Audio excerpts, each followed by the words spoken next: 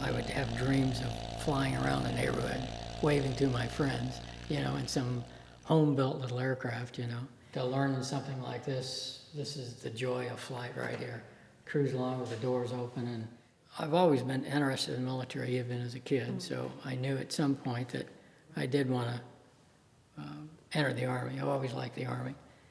My dad was in the Army, my brother was in the Army, and I certainly needed to get out of California, because during the 60s it was not a popular place to be. So at 18, I packed my bag and came to Arizona. I knew that I wanted to go in the Army, and I wanted to go to college, so went to Arizona, graduated from Arizona State in '71. After you get commissioned, then you go off to active duty, and I was commissioned as an armor officer, which is a tank guy. Man, I love tanks, and I love track vehicles and motorized stuff. I just like it, It's fun, you can see it, These are all my little kids. We have open house or something like that. And in fact, I was still in the Army at the time, but I did a property search around here in '85 or late '84, something like that.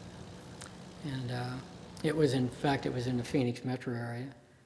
And I, being a California person, I grew up south of LA, and I knew that any area within 30 minutes of a metro area like that is probably good. This is my living quarters. This is my home, but I've dedicated most of it to a veterans museum. The official name is the Vietnam Aviation Veterans of Arizona. It kind of grew into a multi-service and a multi-era type museum. So we honor all services now and all service members. One thing nice here, we do have a runway, so we do allow people to fly in if they want to, which a lot of museums don't have.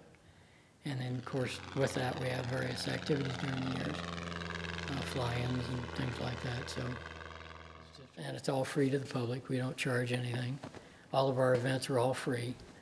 So that's the grandfather of one of our members right there, Mr. Collier right there. It's just, it takes a lot of time, money, and effort to get all the aircraft that you really want. Currently, we have a T-33, which is a trainer version of the F-80 fighter. When you build something yourself, you go through the whole thinking process. In your mind, you go through, I know this sounds corny, but I do it all the time. It's a scientific method of solving problems. You base a need, you go through the steps, and you do it, kind of subconsciously, but you go through that procedure. And it's good for the mind, it's good for the body.